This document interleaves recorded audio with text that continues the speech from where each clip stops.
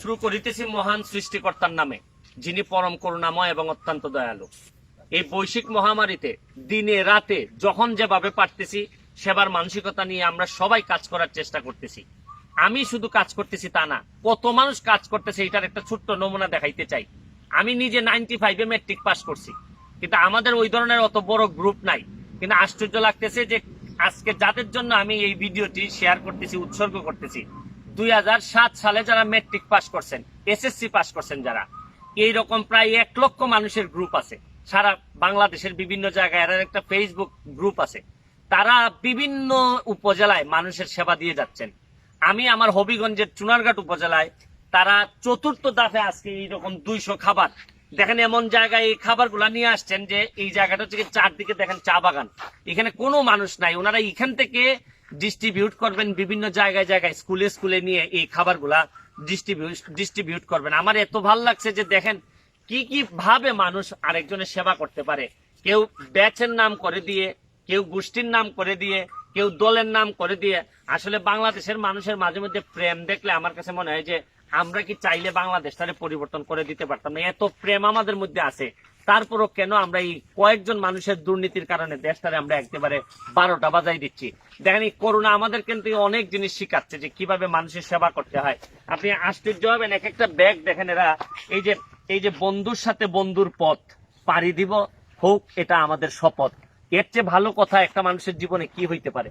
এই পর্যায়ে আমি এখানে যে 2007 সালে মেট্রিক পরীক্ষা দিয়েছেন যারা, তাদের প্রতিনিধি হিসাবে আমার এলাকায় চুনারঘাট, আমি সাজিদ, তোমাকে আমি জিজ্ঞেস করতে চাই যে কিসের টানে তোমরা এই ধরনের একটা, নর্মালি তো তোমরা এখন কেউ একসাথে নাই, সবাই তো চাকরিতে চলে গেছো, তো কিভাবে এই পিছন থেকে ফিরে আবার এই টানটা তোমরা অনুভব করতেছো, একটু যদি বলতা তুমি। ধন্যবাদ সুমন ভাইকে। আসলে এই দুর্গম সময়ে জাতির আমাদের মানব এবং মানুষের টানে আমাদের এই উদ্যোগ।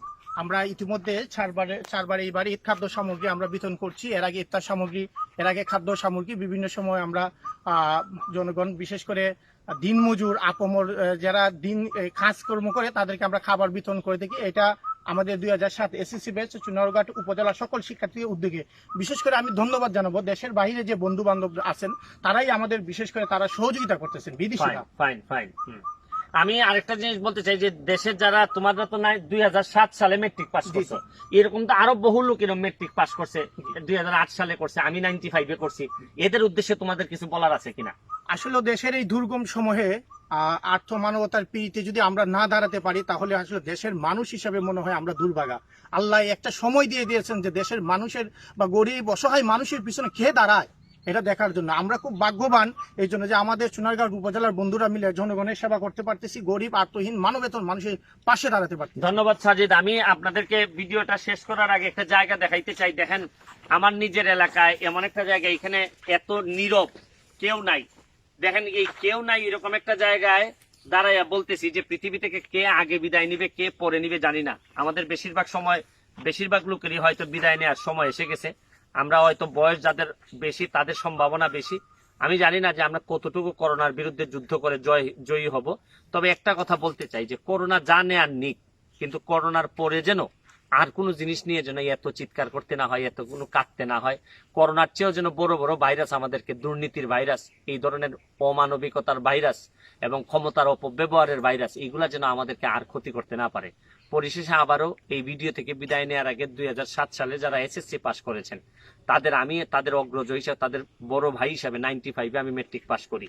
আমি মনে করি আমরা যা পারি নাই আপনারা তা পেরেছেন। এই জন্য আমি আমার পক্ষ থেকে, আমার ব্যক্তিগত পক্ষ থেকে এবং আমার 95 ব্যাচের পক্ষ থেকে আমি অত্যন্ত কৃতজ্ঞতার সাথে আপনাদেরকে আমি মনে করতেছি এবং মনে করতেছি যে আপনারা এই দুঃসময়ে, বাংলাদেশের দুঃসময়ে আপনারা সামনে দাঁড়ায় যেভাবে যুদ্ধ করে যাচ্ছেন, এটা আমাদের সবার জন্য একটা শিক্ষণীয় ব্যাপার হয়ে দাঁড়াবে। ভালো থাকবেন, সুস্থ থাকবেন।